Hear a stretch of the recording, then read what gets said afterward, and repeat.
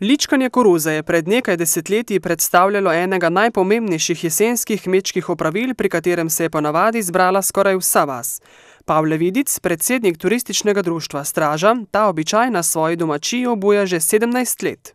Gre se za ohranjanje običajev, druženje ljudi. Srečamo se s sosedi, prijatelji. Ta naša prireditev je prerasla iz Hruševca že na celo občino in širše. Tudi letos so mu pri pripravi koruze pomagali prijatelji in vaščani. Na ličkanju pa se je zbralo nekaj več kot 80 ljudi.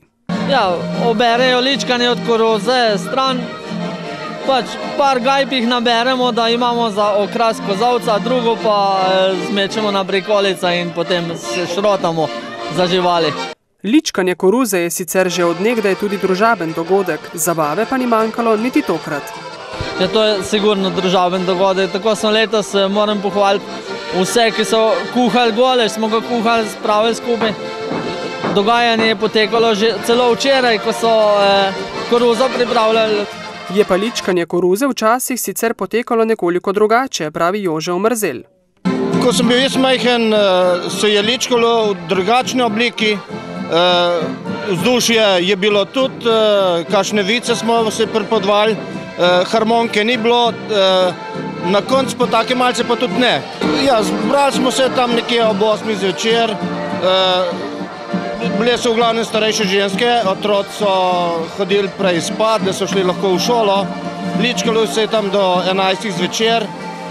Potem za liko smo imeli pa kakšne suhe uhle, pa orehe, pa kakšen domač dober kruh in potvico.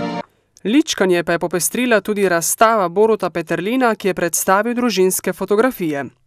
Tukaj sem razstavil serijo fotografij iz pravzaprav družinski album.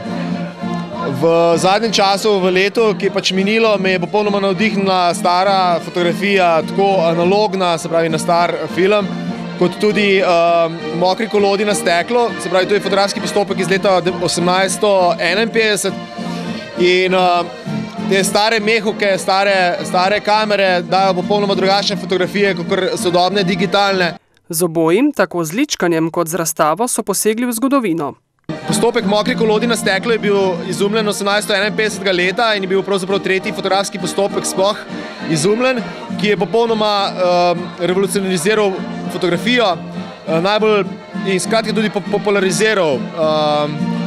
Ceno fotografije je spustil iz recimo prejšnjih 2-mesečni plači, je bila potem nekako dostopna širši krog množici ljudem.